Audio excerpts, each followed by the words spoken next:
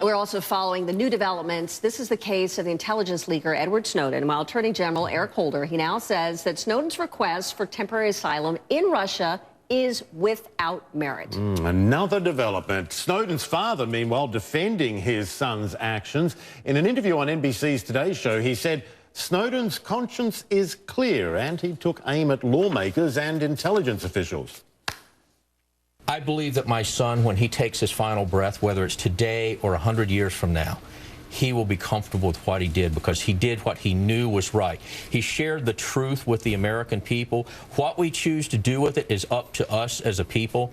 Are we going to listen to folks like Mike Rogers and Dianne Feinstein who say, trust us, when we still have someone like James Clapper who lied to Congress? He's still being paid. He's still serving this country. He works directly for the President of the United States. We have much work to do. This story is far from done.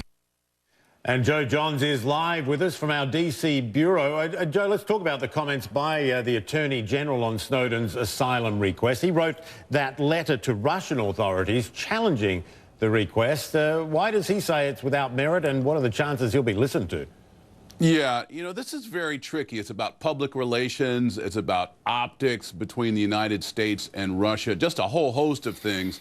The Attorney General, Michael, wrote this letter to the Russian Minister of Justice confirming that Edward Snowden is not going to face the death penalty. He's not going to be tortured if he's returned to the United States to stand trial. Now, for those of us in the United States, this is a no-brainer.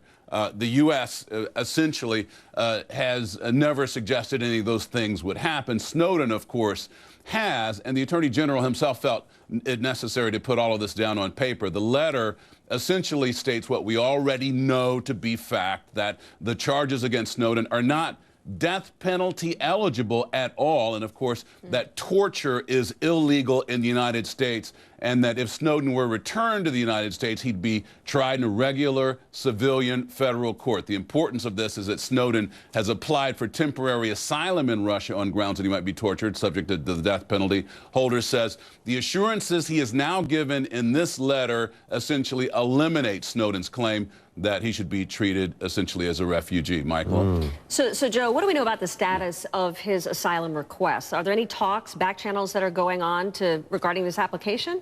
Well, you can assume that there's some kind of conversation at least, but reports coming out of Russia today suggest that he could remain at the airport for as long as 6 months. And I mean, that's also been talked about in the diplomatic corps here in Washington, D.C. as well. So it sounds like a case of limbo for Edward Snowden, at least for now. Suzanne.